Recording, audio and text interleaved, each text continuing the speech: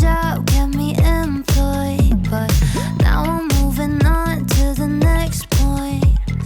Try to date a prince instead of a simp, yeah. Someone who's gonna love me. Hey guys, it's Ada, and today I am actually really excited, not gonna lie. But today I'm literally gonna be writing like Colleen Hoover. If you don't know who Colleen Hoover is, girl, but I do say that I have not read any of her books, which kind of like defeats the point of this video. I feel like I definitely adore romance fantasy. I definitely love romance. Not that I don't like her books, I've just never really gotten around to reading them, and since they're so overhyped and just like all over the internet, I don't know, I find myself kind of reading other books. So yeah, but I actually decided to do this video because she is actually such an interesting writer. I couldn't help but do some research around her writing routine, the way she writes and how she approaches, you know, writing her books. And like, low-key, she is so funny. Just like, look at this video. First things first, get comfortable. And then just think about what you want to write. And think about it from a different angle, maybe. And then if you still haven't written your book yet, maybe move to a different chair. If you still haven't written your book yet, it's good to go outside. Vitamin D helps. But if that doesn't help, you can always go work out. Just kidding. Go to your inspiration drawer. And then ask yourself why you're taking writing advice from someone who's 3 months behind on deadline. Loser. Do you guys see what I mean? She's absolutely like so relatable and like so, what's the word? She's so blunt with her writing advice and the way that she writes, and yeah, I'm just so excited to get into this video. But before we get onto the video, I hope you guys subscribe to my second channel. I literally just started it this week. So I'm like so excited. It's called Call Me Chia. It's kind of like a lifestyle vlog channel where I include like gaming videos, like anime stuff, if you like anime, manga, reading, books, and like also writing. So if you want to maybe subscribe to that channel, I'll link it up in the iCard and also down in the description. But it would mean the world if you guys maybe subscribe and support me. Yeah, thank you. Anyways, let's get on to the video. So the first thing that I thought was super interesting was that Colleen Hoover cannot write unless she has socks on. I thought this was just like so funny, and I feel like, yeah, different writers have their different quirks. For example, I have to write listening to brown sound or like thunder and lightning. If I don't, then like I can't write. Let me know if you guys have any other writer quirks down below, because this is just like so funny. But I have socks on, you best believe, so that is a check. We've done that. And the next thing is that she actually is a mood writer. Basically, she says that she really just like writes what she wants to read, in the sense that she gets bored very easily and distracted.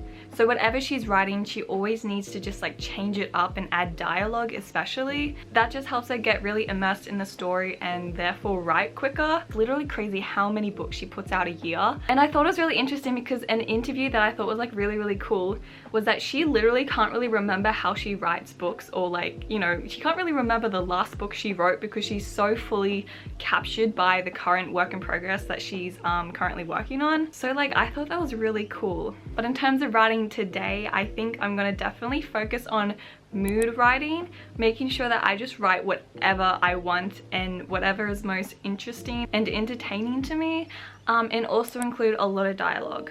And I found this article online, which is actually really cool. You get to see direct quotes from her, and one of them is this. She says, "When I write, I feel myself getting distracted," she notes. "If I'm supposed to sit here talking about my character descriptions, describing a room, or anything that's going to make me not interested, I just skip it and start writing dialogue. I write what I want to read." And I think that's really interesting. And me being like a pantser / plotter, I like don't really like to put inserts to say like insert description here or insert fight scene here. It stresses me out. And because of that, the third thing I'm going to be trying today is to skip skip scenes or scenes that I have a lot of trouble with, you know what I mean? And lastly but not least, because she is a romance writer, of course I'm going to be writing my romance book. And that romance book is Project I First Met You in a Graveyard. If you guys haven't heard like a full spiel on it, I did like a writer vlog. I'll link it up there if you guys want to have a look at it. The romance literally makes me want to cry. I literally be like rereading my book and screaming because I'm so excited. It's completely weird. But yeah, let's go ahead and try some of these tips out and write a few chapters.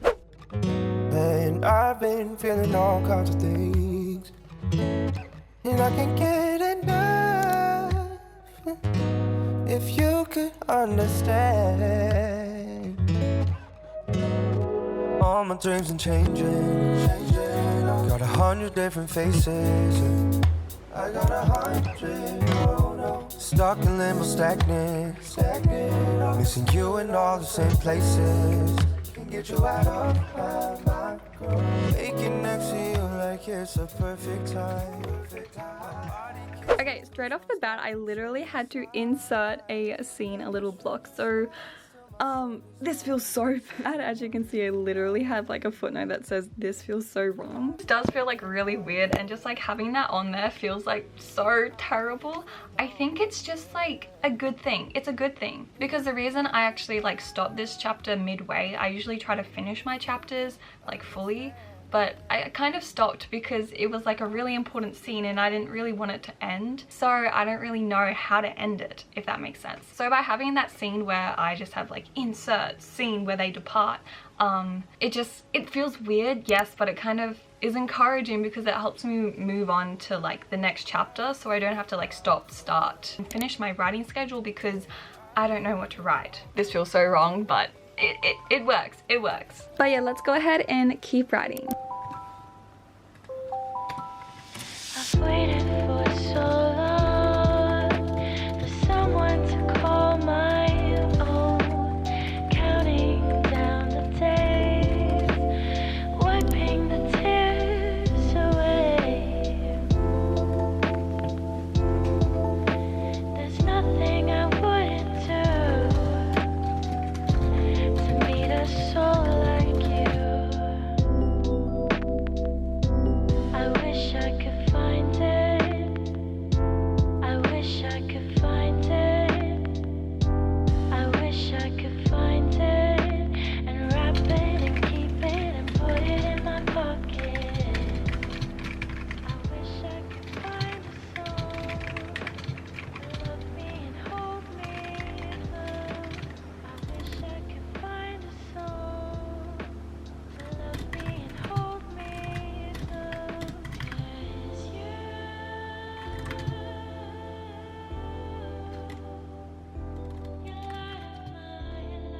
Okay, so I've actually written quite a lot, and like low-key, kind of cool.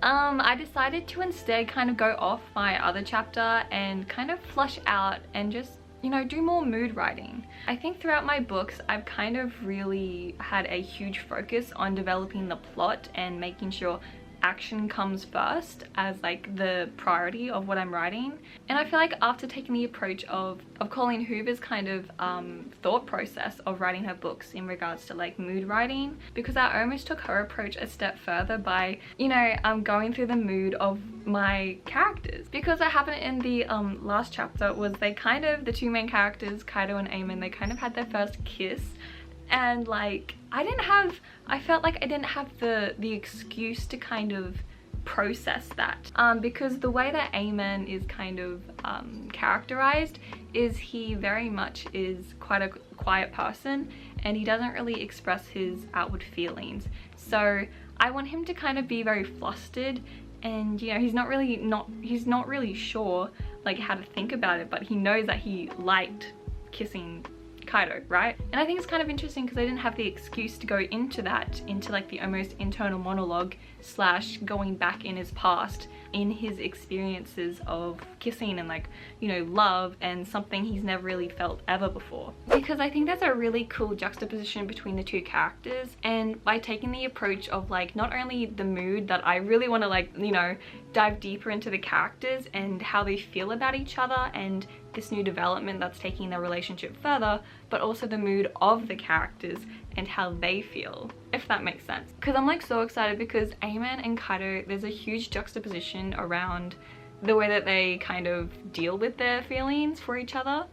And I think it's really cool since what I'm writing right now is Amen's kind of his reaction, and he's kind of lying in his bed trying to sleep, but he just can't stop thinking of him.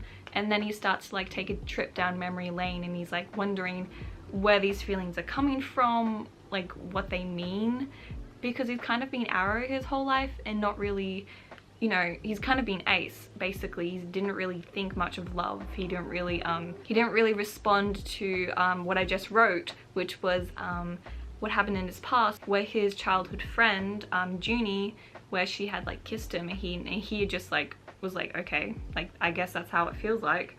I don't feel anything.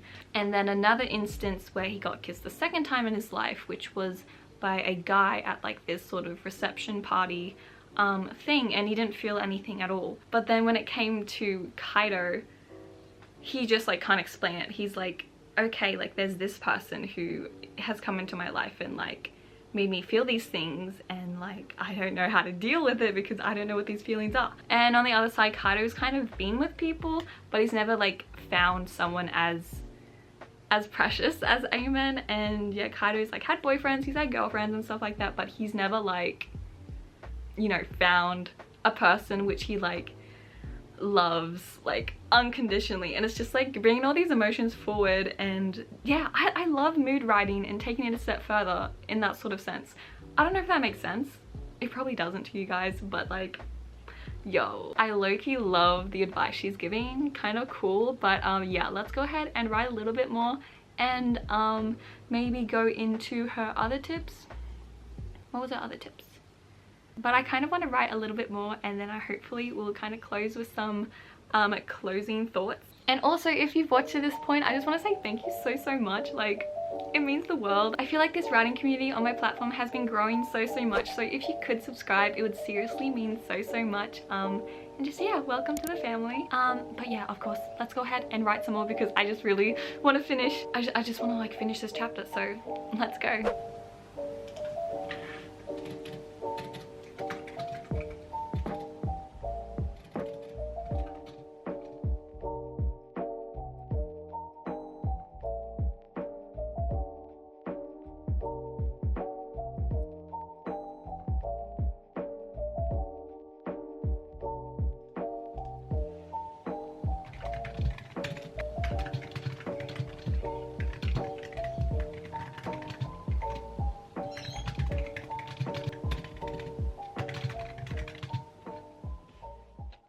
Okay guys, so I've kind of written a couple chapters, and like, yeah, I just really love the way that she approaches her work. She's very like, what's the word, kind of candid, or like, I don't know, she is just very chill. And I feel like I approach my writing way too seriously, in the sense that, yeah, I'm always focusing on like, you know, how to progress the plot, if everything's relevant, and if I have to write something, I have to write it no matter what. But she just kind of opened my eyes and made me think about, you know, what I want to write as a writer, because why would I write something like in that moment if I'm just not feeling it? I could either just move on to something more fun, or maybe go deeper into some things and some themes that I want to kind of, you know, expand upon.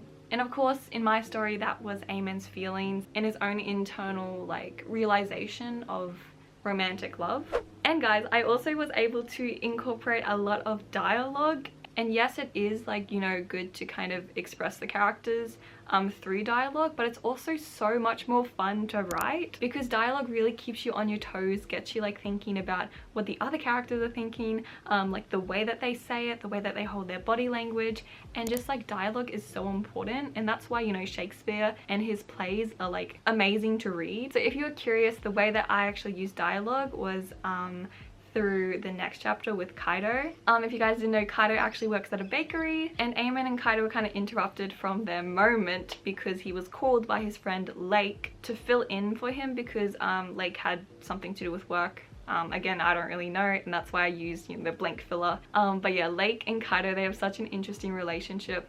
They're just such cool friends. But I use dialogue by like having them bite at each other almost, by Kaido not really wanting to like say anything about like this cool boy that he's met, and the way that Lake literally interrupted their moment. I think it's just so cute, and it's so fun to see them both like feisty, but like Kaido getting flustered even though he's originally like such a strong and like very like, I don't know how to explain it. But yeah, I just think dialogue's such a good way to keep you entertained, but also to like keep the story moving, and yeah, to kind of write how you want to and what you want in the moment. So yeah, but anyways, I hope you guys enjoyed the video. If you did, definitely leave a comment down below, just letting me know, because it really does help, and just, you know, encourages me a lot. But I hope you guys have a wonderful day. Make sure you guys keep writing only if you want to, and again, maybe take some tips home from this video, and also subscribe to my other channel.